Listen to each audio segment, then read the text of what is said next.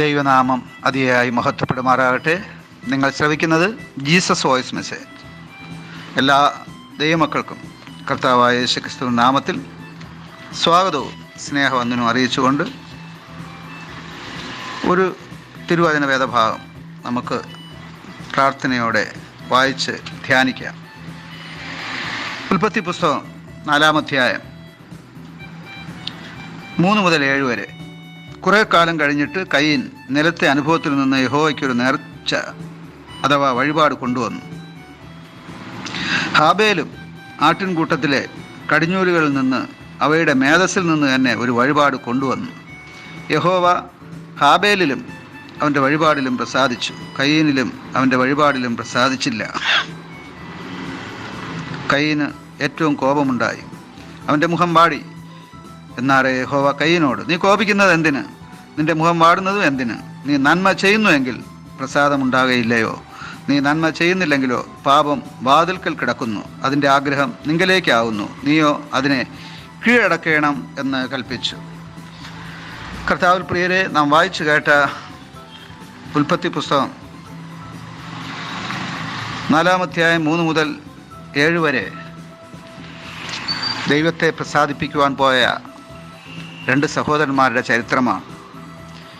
ഇക്കഴിഞ്ഞ ചില ദിവസങ്ങളായി നാം സർവശക്തനായ ദൈവത്തെ പ്രസാദിപ്പിക്കുന്നത് എങ്ങനെ എന്ന ചോദ്യത്തിന് ഉത്തരമാണ് ധ്യാനിച്ചു കൊണ്ടിരുന്നത്. ഇന്നും അതിൻ്റെ ഭാഗമായി ഒരു വചനം വായിക്കുകയാണ്. സദൃശവാക്യങ്ങൾ 15-ാം അധ്യായം 8-ാം വാക്യം. ദുഷ്ടന്മാരുടെ യാഗം യഹോവയ്ക്ക് വെറുപ്പ്, നേരുള്ളവരുടെ പ്രാർത്ഥനയോ ദൈവത്തിന് പ്രസാദം. കർത്താവിൽ പ്രിയരെ, നാം വായിച്ചു കേട്ട ഒരു ബലിയർപ്പണത്തിൻ്റെ ചരിത്രം. 2 സഹോദരന്മാർ, കയീനും ഹാബേലും,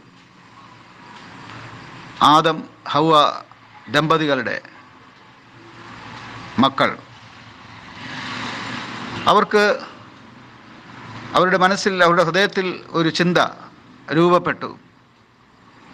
നമ്മെ സൃഷ്ടിച്ച് പരിപാലിക്കുന്ന ആ ദൈവത്തിന് ഒരു യാഗമർപ്പിക്കാം, ഒരു ബലി അർപ്പിക്കാം, ഒരു നേർച്ച അർപ്പിക്കാമെന്ന്. അങ്ങനെ രണ്ടുപേരും 2 വിധത്തിലുള്ള യാഗവസ്തുക്കളുമായി ദൈവസന്നിധിയിൽ പോവുകയാണ്. കൃഷിക്കാരനായിരുന്ന കയീൻ തൻ്റെ കൃഷിയിൽ നിന്ന് ലഭിച്ച പച്ചക്കറികൾ അഥവാ ധാന്യങ്ങൾ ദൈവസന്നിധിയിൽ കൊണ്ട് യാഗമർപ്പിച്ചു.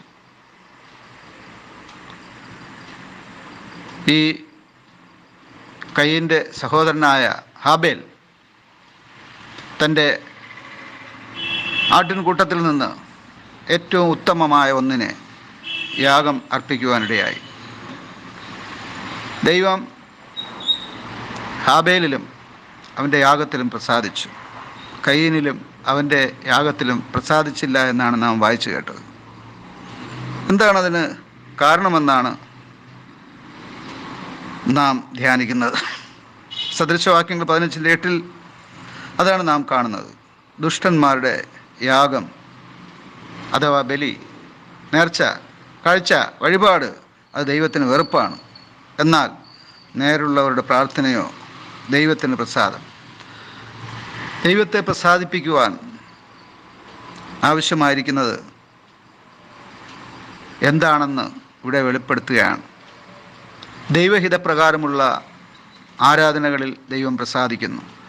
ദൈവഹിതപ്രകാരമുള്ള പ്രാർത്ഥനകളിൽ ദൈവം പ്രസാദിക്കുന്നു. ദൈവഹിതപ്രകാരമല്ലാത്ത പ്രാർത്ഥനയും ആരാധനകളും ദൈവത്തിന് പ്രസാദമല്ല. അതാണ് ഉൽപ്പത്തി പുസ്തകത്തിൽ നാം വായിച്ച് മനസ്സിലാക്കുവാനായിട്ടിടയായത്. കയീൻ ദൈവസന്നിധിയിൽ അർപ്പിച്ച യാഗം ദൈവഹിതപ്രകാരം ഉണ്ടായിരുന്നത് അല്ല. ദൈവഹിതപ്രകാരം യാഗമർപ്പിക്കുവാൻ കയീന് കഴിഞ്ഞില്ല. അതുകൊണ്ട് തന്നെ അവൻ്റെ യാഗത്തിലും ബലിവസ്തുക്കളിലും ദൈവം പ്രസാദിച്ചില്ല. എന്നാൽ തൻ്റെ സഹോദരനായ ഹാബേൽ ദൈവഹിത പ്രകാരം ഒരു യാഗം അഥവാ ബലി ദൈവത്തിന് അർപ്പിച്ചു. അതിൽ ദൈവം പ്രസാദിക്കുകയും ചെയ്തു. ഇവിടെ നാം വായിച്ചു കേട്ട വചനത്തിലും സദൃശവാക്യങ്ങളിൽ ജ്ഞാനികളിൽ ജ്ഞാനിയായ ശലോമോൻ രാജാവ് പറയുകയാണ്, ദുഷ്ടന്മാരുടെ യാഗം യഹോവയ്ക്ക് വെറുപ്പാണ്, നേരുള്ളവരുടെ പ്രാർത്ഥനയിൽ ദൈവം പ്രസാദിക്കുന്നുവെന്ന്. അതെ, നാം ദുഷ്ടന്മാരായി പാപികളായി ജീവിച്ചുകൊണ്ട് പ്രാർത്ഥിച്ചാലും ആരാധിച്ചാലും ദൈവത്തിന് നേർച്ചകളും കാഴ്ചകളും വഴിപാടുകളും എന്തെല്ലാം സമർപ്പിച്ചാലും അതിലൊരിക്കലും ദൈവം പ്രസാദിക്കുകയില്ല. എന്നാൽ നാം വിശുദ്ധിയോടെ നിഷ്കളങ്കരായി ദൈവഹിതപ്രകാരം ജീവിച്ചുകൊണ്ട് ദൈവത്തിന് അർപ്പിക്കുന്ന ഓരോ ചെറിയ പ്രാർത്ഥനയും ആരാധനകളും ദൈവം സ്വീകരിക്കുന്നു എന്നുള്ളതാണ്. ദൈവം അതിൽ പ്രസാദിക്കുന്നു എന്നുള്ളതാണ്. ആമേൻ, ആമേൻ.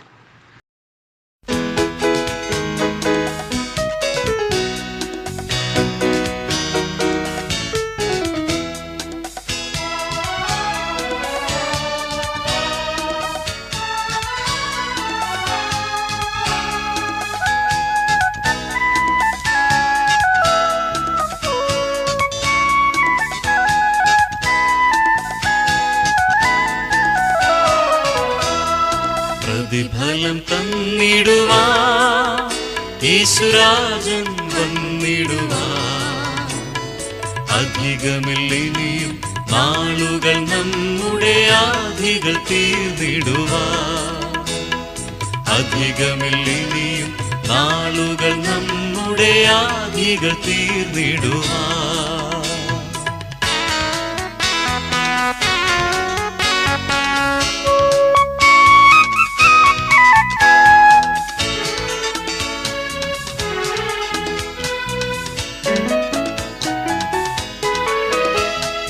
ദൈവിക ഭവനമതിൽ പുതുവീടുകൾ ഒരുക്കിയവൻ. ദൈവിക ഭവനമതിൽ പുതുവീടുകൾ ഒരുക്കിയവൻ. വരും മേഘമതിൽ നമ്മെ ചേർത്തിടുവാൻ നടുവാനിൽ ദൂതരുവാൻ. വരും മേഘമതിൽ നമ്മെ ചേർത്തിടുവാൻ നടുവാനിൽ ദൂതരുവാൻ.